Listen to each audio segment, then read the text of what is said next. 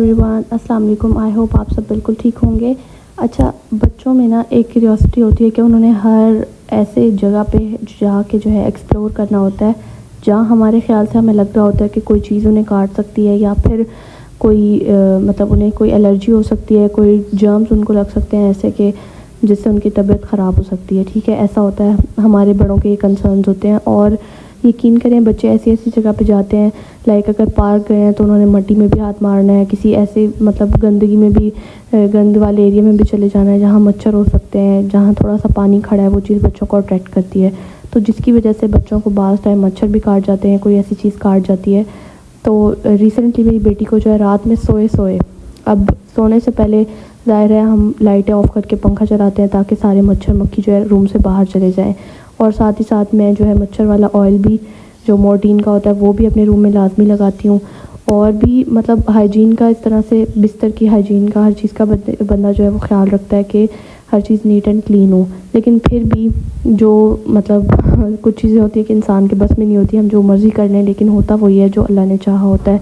चाहे वो मतलब हमें बज़ाहिर बुरा लग रहा होता है, लेकिन अल्लाह कभी भी किसी के लिए मतलब किसी पे जुल्म नहीं करता, हमारा रब जो है। तो हमें हर चीज़ को एक्सेप्ट कर लेना चाहिए और सरेंडर कर लेना चाहिए अल्लाह के आगे, स्पेशली जब हमें कोई तकलीफ़ होती है या कुछ भी हमारे अगर नसीब में लिखा है तो हम उससे मुंह नहीं मोड़ सकते। ठीक है, तो सबसे पहली चीज़ तो एक्सेप्टेंस और सरेंडर है। और दूसरी चीज़ ये कि अगर आपकी बेबी को मच्छर काट जाता है, तो मेरी बेटी को रिसेंटली जो है आँख पे उसके मच्छर काटा, उसके पूरे फेस पे जगह जगह मच्छरों ने काटा हुआ था और उसके बाजुओं पे भी थे निशान। और मतलब वो सुबह उठी है तो उसकी आंख बिल्कुल स्वेल थी और एकदम से मेरे लिए एक शॉकिंग बात थी कि ये क्या हो गया।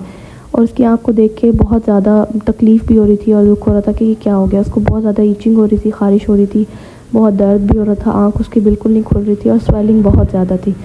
तो मतलब फ़र्स्ट डे की जो वीडियो मैंने नहीं शूट की, मतलब बहुत ही परेशान सा दिन गुजरा और मतलब जहन में भी नहीं आया कि मुझे इसकी वीडियो बनानी चाहिए। ये सेकंड डे की वीडियो है, स्वेलिंग थोड़ी सी कम है लेकिन अभी भी उस हिसाब से बहुत ज़्यादा है। यहाँ आप देख सकते हैं बहुत ज़्यादा इरिटेट हो रही है मेरी बेटी। ये सोए भी वो, उसको बिल्कुल भी मतलब बिस्तर पे वो लेट ही नहीं रही थी। उसको ये था कि बस मम्मा गोद में ही मुझे सुलाएं। थोड़ी देर दिन में थोड़ी देर सोती थी और रात सारी रात इस तरह जाग के उसके मतलब ये तकरीबन 5 से 6 दिन का प्रोसेस था। स्वेलिंग हुई जब, और स्वेलिंग उतरते 5 से 6 दिन लगे।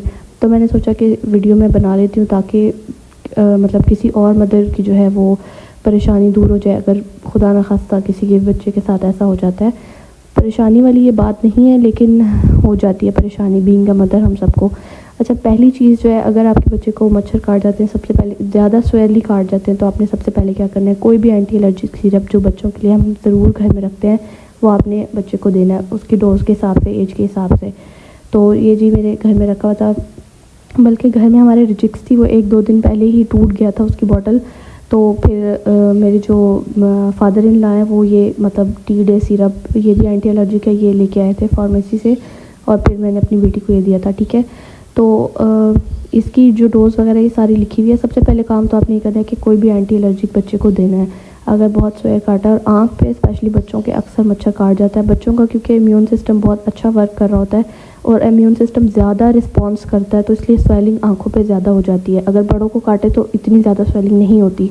तो साथ ही अगर आपको लग रहा है कि बच्चा लेथार्जी हो रहा है या उसको फीवर है या फिर उसको जिस्म में बॉडी पेन्स हो रही है, मतलब आँखों को पता चल जाता है, तो फिर आप साथ कालपोल या फिर पैनाडोल वगैरह ऐड कर सकते हैं। बच्चे की एज के हिसाब से उसको डोज दे सकते हैं अगर आपको फ़ील हो रहा है कि फ़ीवर हो सकता है या हो रहा है। दूसरी चीज़ आप ये कर सकते हैं कि मच्छरों वाला जो ऑयल है वो आप लाजमी अपने रूम में रात में लगा के रखा करें सारी रात, ताकि जो भी मच्छर वगैरह है वो फ़ौरन ही किल होते रहें और ज़्यादा नुकसान ना हो, क्योंकि डेंगू मलेरिया वगैरह भी चल रहा है, सीज़न है।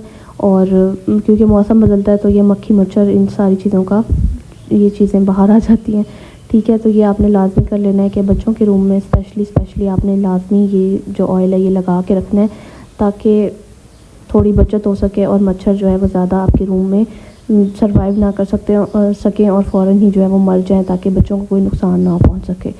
थर्ड नंबर पे जो आपने ये चीज़ है कि आपने बच्चों का जो बिस्तर है वो डेली मतलब झाड़ के उसको अच्छी तरह देखना है, चेक करना है कि कोई भी मच्छर छुपा ना हो, क्योंकि अमूमन बच्चों के बेड्स या बिस्तर ऐसा होता है कि दीवार के साथ है, किसी चीज़ के साथ है, क्योंकि हम ऐसे रखते हैं ताकि बच्चे गिरे ना, या मतलब उनको बेड के साइड पे हम सुलाते हैं।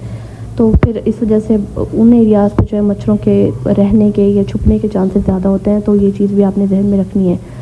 تو مطلب اس چیز سے بھی کافی فرق پڑے گا.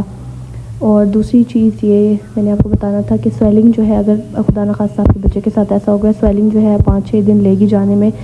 ایک پہلے دن سویلنگ ہوتی ہے اور دوسرے دن اور زیادہ ہوتی ہے, تیسرے دن اور زیادہ ہوتی ہے, 4تھ ڈے پہ پھر وہ کم ہونا شروع ہوتی ہے.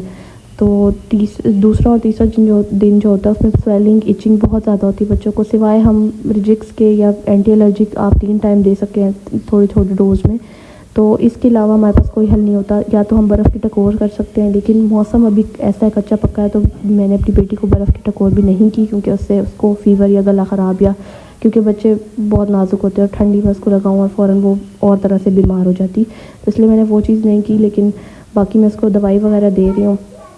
کرینکی بہت زیادہ ہو رہی ہے, رو رہی ہے, تو لیکن یہ ہے کہ صرف یہ گائیڈ لائن کے لیے ایک ویڈیو بنائی ہے تاکہ کوئی بھی ماں جو ہے وہ اس پریشانی کی میں مطلب زیادہ پریشان نہ ہو, کیونکہ ہم بھی ہو جاتے ہیں.